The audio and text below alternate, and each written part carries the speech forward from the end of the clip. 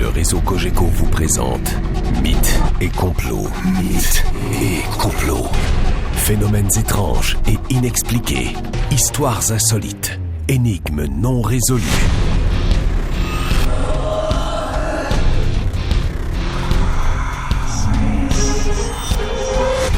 Avec l'enquêteur du paranormal, Christian Page et Jeffrey Soubrani. Bienvenue à Mythes et complots. Aujourd'hui, mesdames, messieurs, ce que Christian Page vous racontera vous mettra sur le derrière. Ben en fait, c'est un peu l'objectif de surprendre les gens semaine après semaine. Mais c'est vrai que aujourd'hui, à l'émission, on a quelque chose de très particulier. Oui. Et restez à l'écoute. Des histoires incroyables à vous proposer dans cette deuxième partie sur les sensitifs, les dons paranormaux. Et on aura aussi un invité très spécial, Monsieur X. Voilà. On l'appellera ici pour l'occasion. Dans quelques minutes, et on souhaite vous parler aussi, croyez-vous aux dons paranormaux, à celui de la voyance, par exemple? Voilà. 514-790-9850, 1-866-790-9850, et mythes au pluriel à cogecomedia.com. On va commencer avec, pour ceux qui n'étaient pas là la semaine passée, par exemple, la différence entre ce qu'on appelle un sensitif et un médium. Voilà, parce que c'est quelque chose que l'on retrouve abondamment dans la presse, cette idée, en fait, cette confusion entre le mot sensitif et médium. Alors, on va essayer de se replacer dans un contexte beaucoup plus parapsychologique ou psychologique, si on utilise le terme maintenant à la mode. Donc, cette nuance, c'est que on essaie de conserver le terme médium essentiellement pour des gens qui ont la prétention de communiquer avec des défunts. Donc, le médium, c'est celui qui communique avec les défunts. Loin de moi de dire si je cautionne ou non cette prétention, là, on comprend bien, mais on ne parle ici qu'en termes de définition. Ouais. Quant au sensitif, c'est le terme qu'utilisent les chercheurs en parapsychologie pour définir des gens qui seraient doués d'une espèce de perception extrasensorielle ou d'habilité extraordinaire. Donc, la télépathie, la télékinésie, la clairvoyance, donc tous ces phénomènes un peu mystérieux. Puis pour donner un peu la gamme, je réfère les gens au film Carrie, basé sur le roman de Stephen King, où on voyait Carrie White, l'héroïne du roman, douée de perception extrasensorielle, mais également d'un don extraordinaire, la télékinésie, celui de faire bouger des objets par l'unique pouvoir de sa volonté.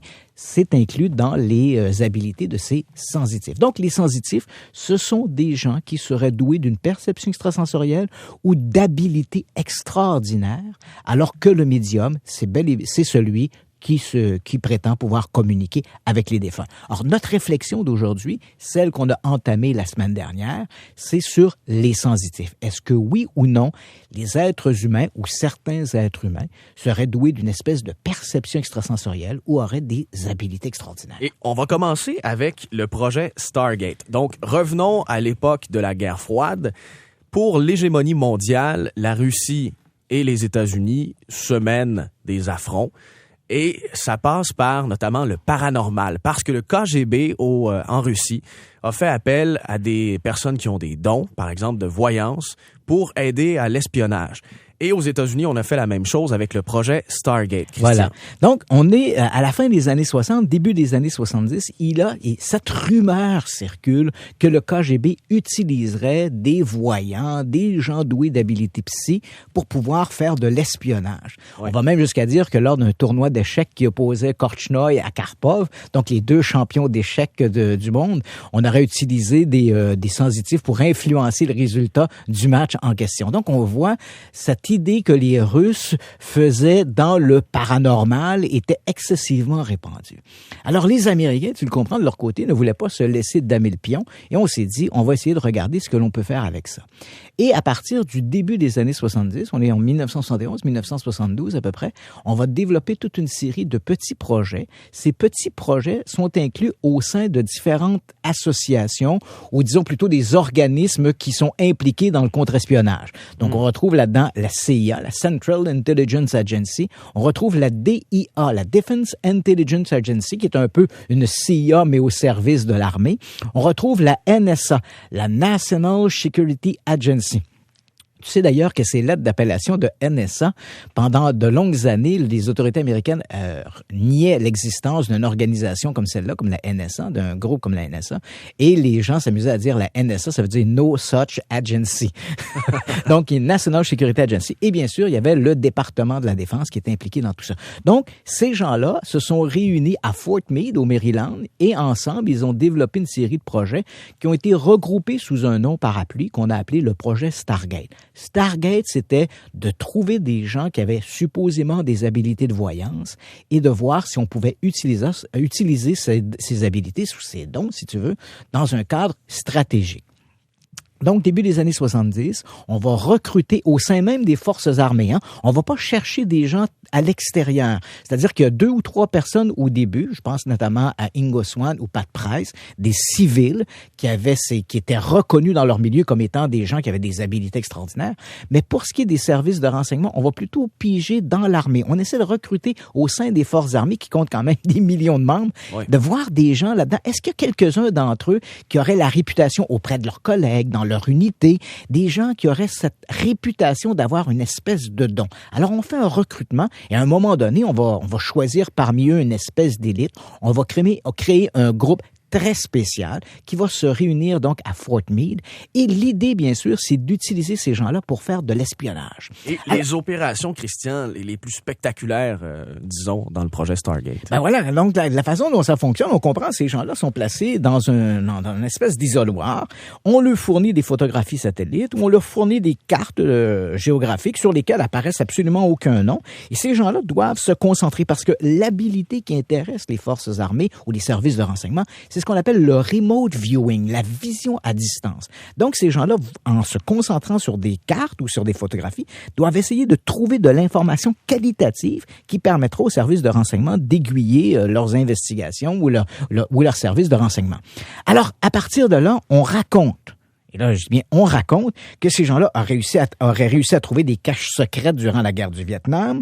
On sait en 1982, en janvier 1982, les policiers italiens ont réussi à libérer le général James Dozier, qui était détenu par les Brigades Rouges qui était détenu d'ailleurs pendant une quarantaine de jours par les Brigades Rouges. Et au moment où les carabinieri ont libéré James Dozier, on apprenait dans la presse italienne qu'ils avaient été aiguillés par des sources d'informations demeurées anonymes. On a appris à la fin de Stargate que ces sources d'informations qui avaient guidé les policiers à la cache où était gardé James Dozier étaient des informations fournies par des agents de Stargate. On raconte également des voyants de Stargate auraient réussi à documenter, détailler des bases de construction de sous-marins en Union soviétique.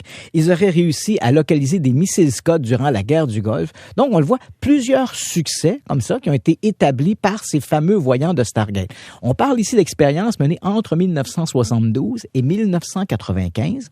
On ne parle pas de quelques expériences menées dans un sous-sol, mais on parle ici de 25 000 essais. Donc, auprès d'un petit groupe. Au début, on était une vingtaine de voyants. À la fin, on avait gardé que les meilleurs, la crème de la crème. On parle de 5 ou 6 voyants. Et on a fait 25 000 essais avec ces gens-là. Donc, on sait tout ça parce que ça a été documenté, tu l'as mentionné. Mais on a aussi des dossiers de la CIA sur Internet. Voilà. Donc, la plupart des dossiers du projet Stargate Stargate a été rendu public en 1995. Moi, j'étais là dans les années 70. On entendait j'étais adolescent et on entendait parler de ça. Les services de renseignement utiliseraient des espions psy. Tout ça nous semblait sorti de la science-fiction. Il y avait quelques films d'ailleurs qui avaient été faits où on utilisait un peu des espions qui avaient des pouvoirs psy. Je pense à un film Fury avec Kirk Douglas qui montrait un peu cette idée-là. Mais ça semblait sorti de la science-fiction. Et puis voilà qu'en 95, le gouvernement rend public, en fait, le département de la Défense rend public Stargate. Il publie ça en disant, c'est vrai, depuis les années 70, on fait ça. Comme il y a eu plusieurs intervenants, plusieurs groupes d'intervention impliqués dans Stargate, c'est surtout la CIA qui a colligé l'ensemble des dossiers. Et aujourd'hui, pour les gens qui nous écoutent, il suffit simplement, avec votre moteur de recherche, d'aller sur le site de la CIA. Vous allez dans la Reading Room, la chambre de lecture, et vous allez retrouver à peu près l'ensemble des documents concernant le projet Stargate. Et tu me racontais qu'il y a eu combat judiciaire pour empêcher la publication de certains documents. Bien sûr. Mais il faut spécifier une chose par rapport à ça. La CIA voulait surtout censurer ses méthodes d'enquête. Voilà. Donc, ces documents-là, bien sûr, ils sont accessibles. Les gens qui vont les télécharger, puis là, préparez-vous parce qu'on parle de milliers de pages de documents. Donc, ces pages, elles sont maintenant accessibles au public. Ne vous étonnez pas que certains passages soient censurés pour la simple et bonne raison qu'on le comprend. Lorsque la CIA a rendu public ces dossiers, il y a eu au départ, il y avait une réserve parce que lorsqu'une information était transmise, entre guillemets, par un voyant de Stargate vers les autorités se devaient de vérifier, de confirmer cette information. Donc, elle passait par une espèce... Les arcanes du pouvoir et de l'espionnage sont toujours très mystérieux. La CIA te dira que des agents à la James Bond, ça n'existe qu'au cinéma. Donc, on voulait bien sûr protéger ces sources d'informations qui pouvaient confirmer ou infirmer les informations transmises par les voyants de Stargate. Or, on refusait bien sûr de voir ces informations publiées au grand jour et remises entre les mains du public. Donc, il y a eu cette réserve au départ. On a refusé de faire ça. Les autorités, à cause de la loi américaine qui permet aux gens d'obtenir des informations d'ordre administratif, la CIA a dû se plier à cette volonté, mais on a quand même censuré des passages. Mais ces passages censurés ne touchent pas les expériences de manière qualitative menées par le projet Stargate. Et il y a eu abandon du département de la défense de Stargate parce que, et là tu entres dans le nœud du problème. C'est parce que souvent, on a l'impression, on se dit, si ça fonctionnait, si c'était si extraordinaire, comme semblent indiquer les documents, parce qu'il faut savoir qu'en 1995, lorsque les travaux ont été publiés, lorsque Stargate a rendu public ces documents, on a remis l'ensemble des données à deux personnes en particulier, Jessica Hutz, qui était professeur de statistique à l'Université de Californie, et au docteur Hyman. Le docteur Hyman, c'est un docteur honorifique, membre de l'association, en fait, un des bons de l'association des sceptiques aux États-Unis.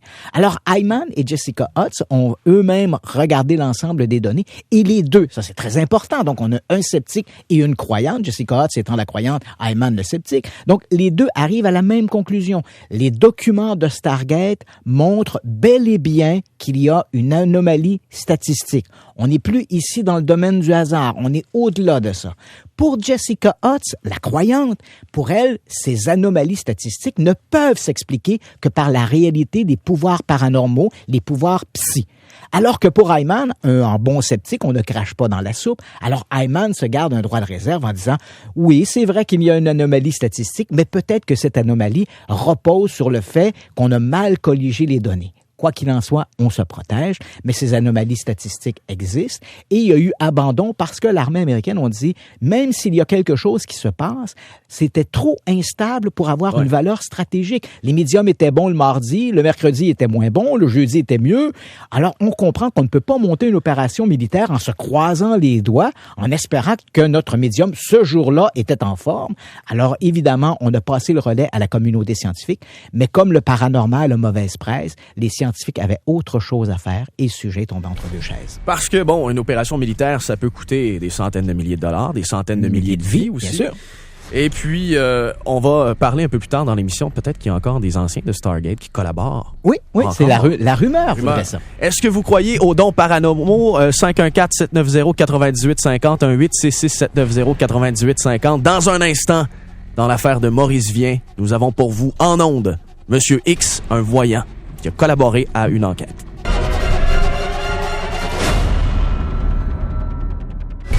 Au réseau Cogeco, vous écoutez Mythes et Complots avec l'enquêteur du paranormal, Christian Page et Jeffrey Soubrani. De retour à Mythes et Complots sur les sensitifs, les dons paranormaux. On s'attarde à la voyance. On parlait plutôt du projet Stargate. Voilà. Et Christian, ici au Québec, dans les années 80, des disparitions d'enfants. Oui.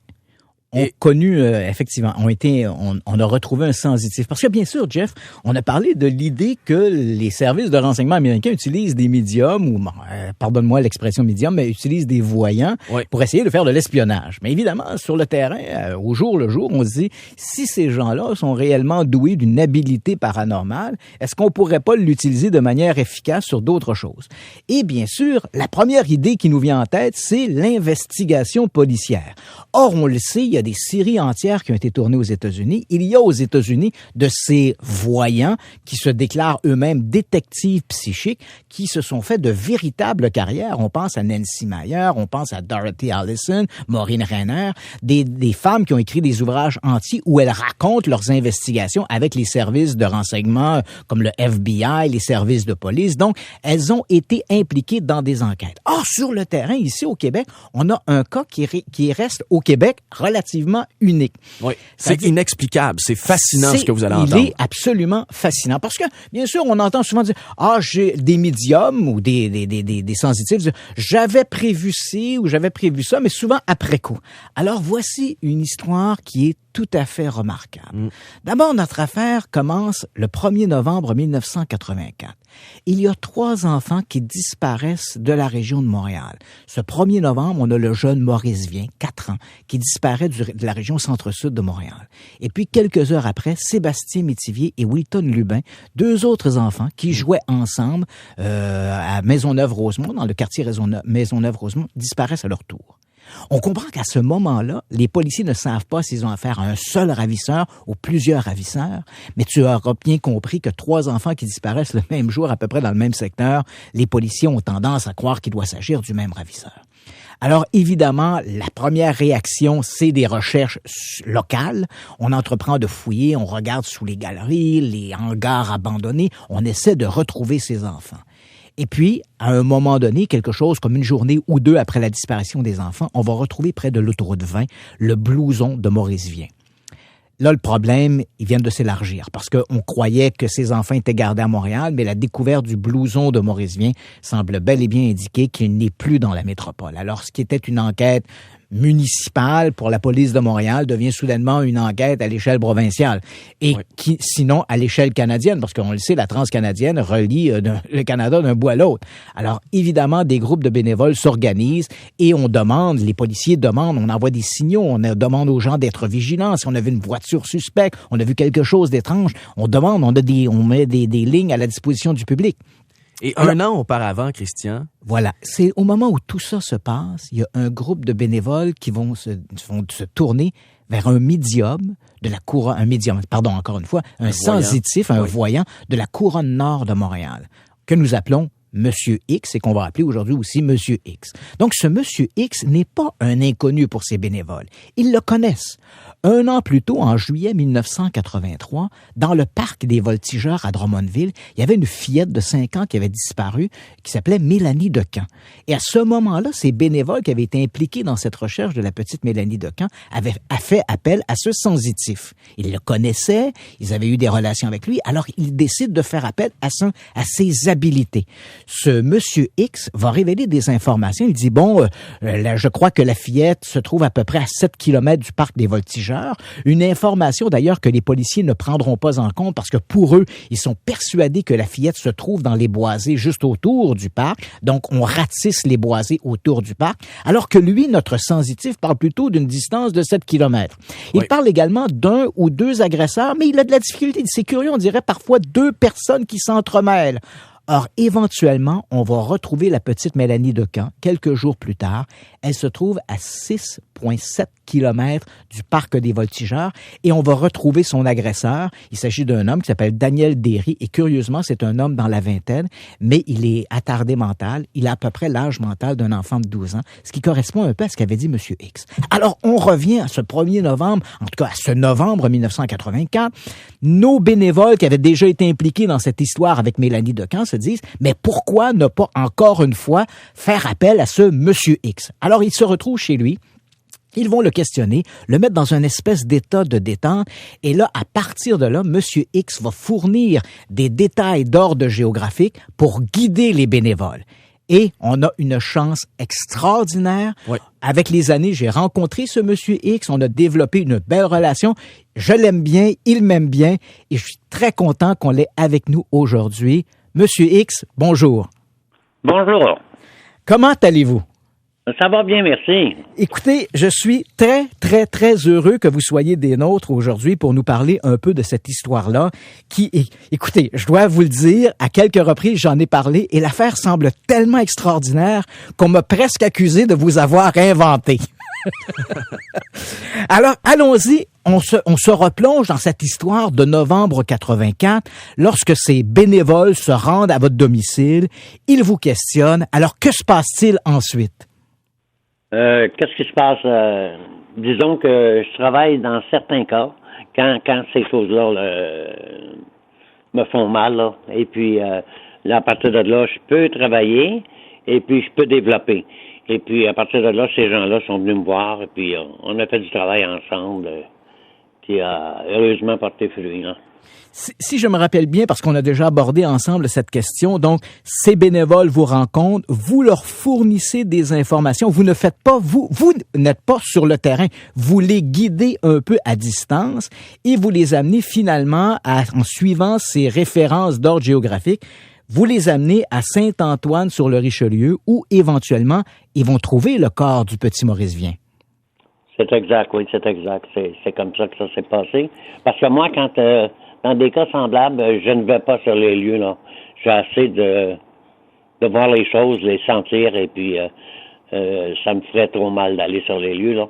C'est pour ça que je fais affaire avec ces gens-là, et je suis bien comme ça, là. Mais, Monsieur X, lorsque vous avez visualisé l'endroit précis où se trouvait le corps du jeune Maurice Vien, 4 ans, combien de temps ça vous a pris? Est-ce que vous fermez les yeux? Est-ce que vous vous mettez dans un état de concentration extraordinaire, en fait? Ben, je me mets dans un état de concentration, oui, extraordinaire, très profond même, et puis vous pouvez pas savoir comment d'énergie ça demande aussi, non? Ça demande beaucoup, beaucoup, beaucoup d'énergie. Dans cette histoire, Monsieur X, il y a quelque chose qu'on a souvent abordé ensemble. C'est un peu votre surprise, en fait, d'apprendre la nouvelle qu'on avait. Parce que bon, faut se rappeler que les bénévoles arrivent sur place. Ils sont guidés à partir des informations d'ordre géographique. On n'entrera pas trop dans ces détails-là. Mais finalement, ils arrivent à Saint-Antoine-sur-Richelieu. On va éviter les détails sordides et les détails macabres. Ils vont trouver le jeune Maurice Vien.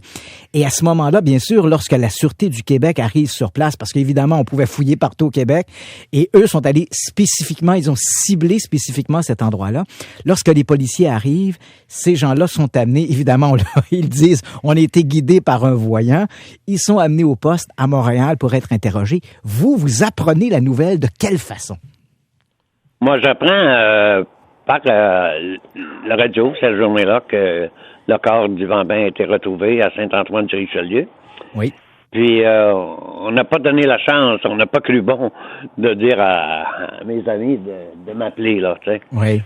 Parce que tout de suite, on m'a isolé, là, pensant que j'allais craquer là-dedans, là. Puis, il y avait un genre de plan de travail, eux autres, là, bien précis. Et puis, qu'est-ce que vous voulez, ils travaillent comme ça, là. Donc, si je comprends bien, au départ, après, entre guillemets, la mise en interrogation des bénévoles qui avaient retrouvé le corps de Maurice Vien, vous avez eu vaguement l'impression qu'on vous suspectait d'avoir joué un rôle dans l'assassinat du Bambin.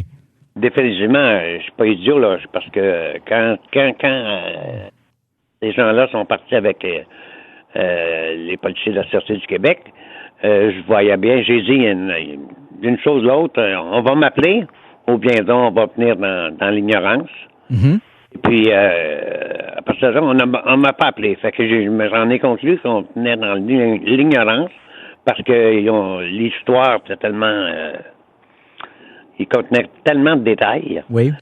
que les policiers pensaient à ce moment-là que j'étais le Rome, là. Oui, que vous étiez l'assassin. Oui.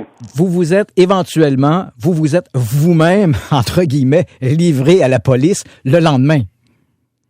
Je sais pas si c'est le lendemain, mais oui, j'ai appelé oui. à la Sûreté du Québec au crime contre la personne, là.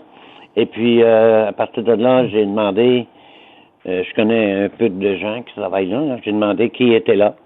Et puis, on m'a mentionné, entre autres, un officier, un détective. Oui. Il s'appelait Massicotte. OK. Son surnom, Bill Massicotte. OK. Et passez-moi ce gars-là, là, s'il vous plaît. Et Monsieur X, on va poursuivre après la pause. Merci d'être des nôtres. Je vais vous demander notamment, on va poursuivre avec l'histoire que vous avez entamée, mais je vais vous demander notamment comment vous avez découvert votre don. OK. Donc, Monsieur X, merci. Gardez On la revient ligne. dans 2 minutes à Mythes et complots sur le réseau Cogeco. OVNI, fantôme, apparition, possession. Christian Page nous explique l'inexplicable au réseau Cogeco. Et on est en plein dans une histoire inexplicable. Ça se passe en 1984 au Québec. Des bénévoles, lors d'une recherche d'un corps d'un jeune enfant disparu, font appel à un voyant. Et le voyant détaille des points géographiques, également la couleur de certaines choses près des lieux de la découverte, des barricades sur la maison dans laquelle se trouvait le corps du jeune enfant. Et on a en ligne avec nous, puis on poursuit avec ce voyant, Monsieur X. Rebonjour. Bonjour. On parlait d'un certain personnage, Bill Massicotte. Oui, donc c'était le policier de la Sûreté du Québec avec lequel vous avez eu ce premier contact avec la Sûreté du Québec. Racontez-nous un peu comment, au moment où vous arrivez sur place, comment on vous accueille. Vous êtes quand même le voyant que l'on suspecte peut-être d'avoir joué un rôle dans la mort du jeune Maurice Vien. J'imagine que c'est quand même quelque chose qui est un petit peu intimidant. Premièrement, je ne vais pas les rencontrer. OK. Je demande à eux moi, je vais pas aller à Montréal, là, puis non. Ils viennent à vous. De venir me rencontrer, puis à partir de là, on a commencé à discuter, là. Mais j'étais déjà furieux à savoir de la manière qu'ils procédaient, la manière qu'ils me croyaient impliqué là-dedans, OK? Puis j'étais pas trop content de leur manière d'agir. OK. Et quand on fait un petit peu un retour en arrière, quand vous avez fourni ces informations, donc aux bénévoles, mon ami Jeffrey, durant la pause, me disait, mais comment ça se passe? Comment vous voyez ça? Est-ce que ce sont des flashs? Est-ce que ce sont des images, des mots qui s'inscrivent dans votre esprit? Comment ça se passe lorsqu'on a cette habilité de voyance?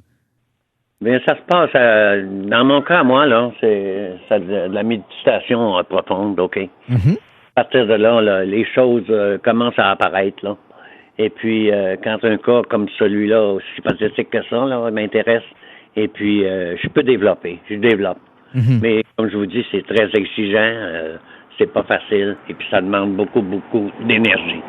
Et on vous laisse éviter les détails macabres, mais il y avait beaucoup de détails dans ce que vous avez fourni, de la couleur, le nom des rangs peut-être même. La position du corps, entre autres. La position du corps. Alors, vous êtes jamais allé à Saint-Antoine-sur-Richelieu? Je suis allé, mais longtemps après, là. Longtemps après. Donc, donc, vous avez vu les lieux où le corps du jeune Maurice Vien avait été retrouvé? Oui, exactement. Oui, j'ai vu ça. Mais par après. C'est important de le spécifier quand même. Oui. Après, j'avais décidé d'y aller là, par rapport à... Je ne sais pas ce qui s'était passé, là. Okay. Vous, Monsieur X, après cette rencontre avec les policiers, vous êtes un peu... je pense que c'est une expérience qui vous a quand même un peu choqué et qui vous a un peu refroidi, entre guillemets, sur cette idée de collaboration avec les forces de police. Évidemment, oui. Ah oui, parce que c'est pas une manière de travailler. On travaille ensemble, OK? Ou bien donc, on travaille pas, là. Mais est-ce qu'on vous a accusé formellement du meurtre de Maurice Vien? Non, on m'a pas accusé. Pas à ce que j'en sache moi-même. Peut-être qu'entre eux, là, on disait que j'étais leur homme, là. Et puis ça se peut... fortement, parce que je donnais tellement des détails, tellement précis, qu'ils n'en revenaient pas, eux autres, là. Ils n'en revenaient pas. Puis, en plus de ça, à un moment donné, moi, j'ai dit, c'est terminé, là, OK? Je vous disais les informations, c'est terminé. Moi, je travaille plus, là. Et puis, on m'a forcé à continuer. OK. À travailler. Et puis, j'avais mis une condition qu'on me paye. OK, on avait acquiescé à ça, mais j'ai jamais vu la couleur de l'argent de ça, là. Donc, la Sûreté du Québec vous a demandé par la suite des informations supplémentaires par rapport à d'autres disparitions? Non. Pour ce cas-là. Ils voulaient en savoir davantage. Parfait. On validait eux ce qu'ils pensaient, là. Et puis, à un moment donné, j'ai sorti d'autres choses à savoir. J'ai dit, il y a une lettre qui a été postée Puis le point précis de ça, j'ai dit, c'est la marina de Repentigny. OK. Je savais pas c'était quoi la lettre, mais je savais qu'une lettre avait été postée. OK. Puis là, ça a fait quelque chose là-bas, là, c'est incroyable, là. Mm-hmm. Là, ils sont quasiment devenus débiles avec ça. Là, ça renforçait la thèse que j'étais sûrement le rhum, parce que ça, là, c'était pas bon. Ouais. Parce que cette lettre-là, et le contenu de cette lettre-là, c'était le raviseur qui demandait une rançon de 10 $. OK. Oui, dans le temps. Je sais pas si c'est un fait connu, là, mais je vous l'apprends aujourd'hui. L'individu demandait une rançon de 10 $. Donc, c'était pas quelqu'un de très normal, là. Ouais. Et puis, il se demandait, eux autres, comment fait-il que je fais savoir ça? Mhm. Eh bien, ça a fait un autre drame, là, dans la bâtisse, là. Ouais. C'était pas beau.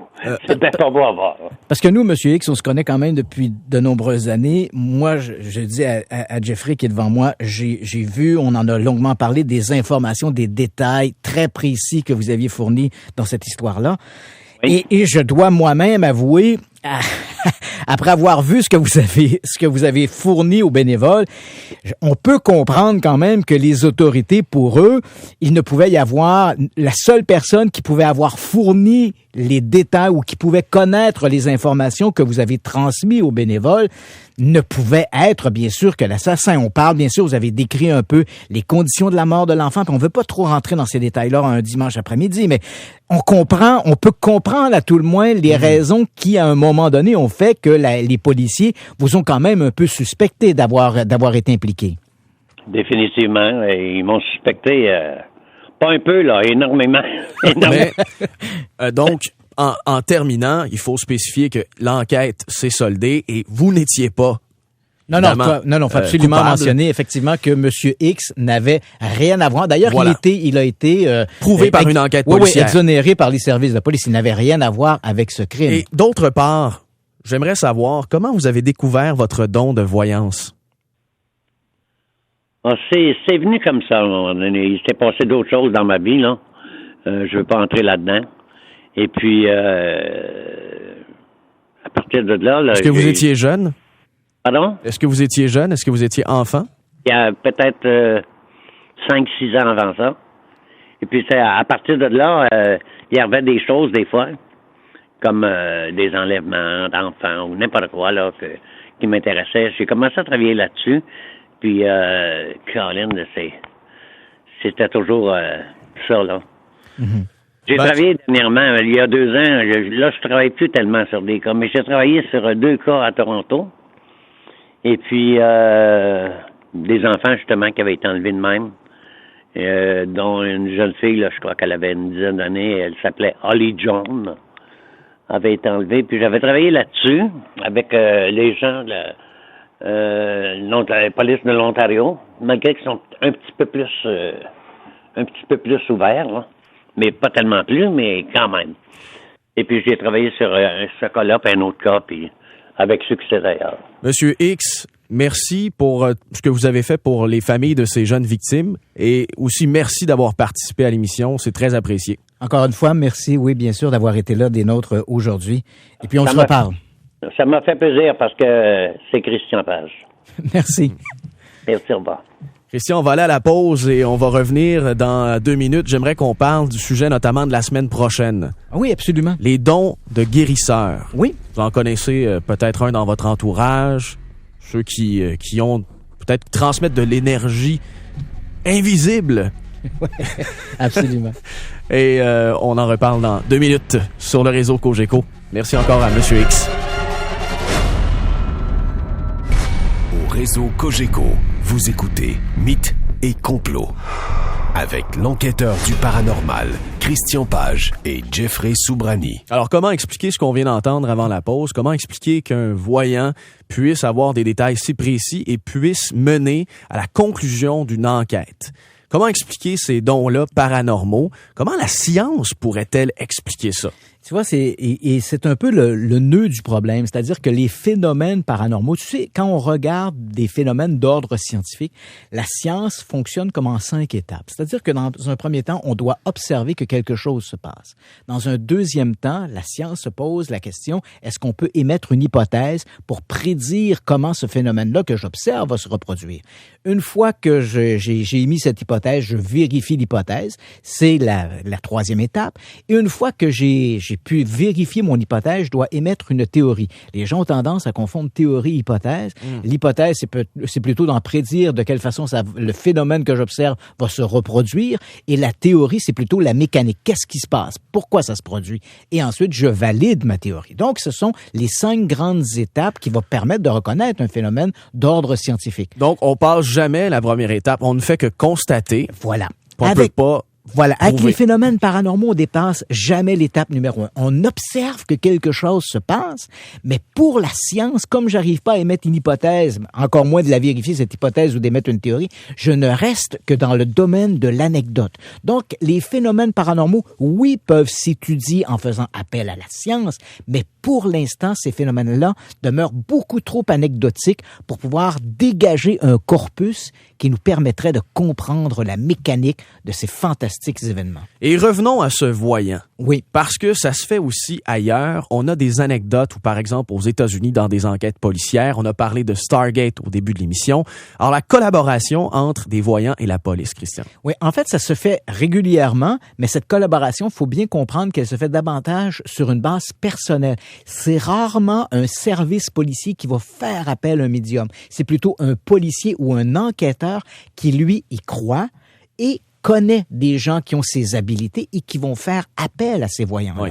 Et c'est vrai que des voyants ont été impliqués dans des grandes affaires criminelles aux États-Unis, qu'on pense par exemple à John Wayne Gacy, le tueur, le clown assassin à la fin des années 70, qu'on pense à l'étrangleur de Boston dans les années 60. Dans ces cas-là, ce sont des cas retentissants dont on parle encore aujourd'hui parce que ce sont des classiques de la criminologie, des grandes histoires de crimes aux États-Unis et dans lesquels il y a eu des médiums, des voyants, impliqués pour fournir de l'information qui, dans certains cas, se sont révélés qualitatives pour les autorités. On peut penser à d'autres domaines aussi, peut-être la politique. Oui, la politique, on le sait, l'espionnage a été utilisé. Il y a des gens aussi qui utilisent leurs habiletés psy, apparemment, pour faire des bons placements. Ils se sont enrichis de cette manière-là. C'est le cas, par exemple, d'un certain Uri Geller, personnage très controversé, parce que ce Uri Geller, dit-il, il a des dons, c'est ce qu'il prétend, mais il est également doublé d'un bon magicien.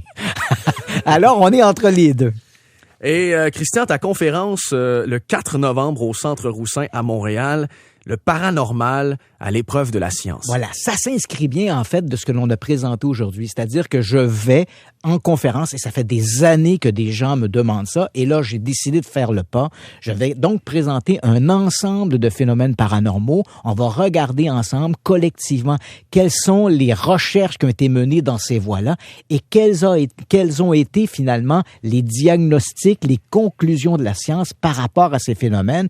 Et en fait, est-ce que ces phénomènes-là relèvent essentiellement de la chimère ou est-ce qu'ils représentent un véritable défi pour la science?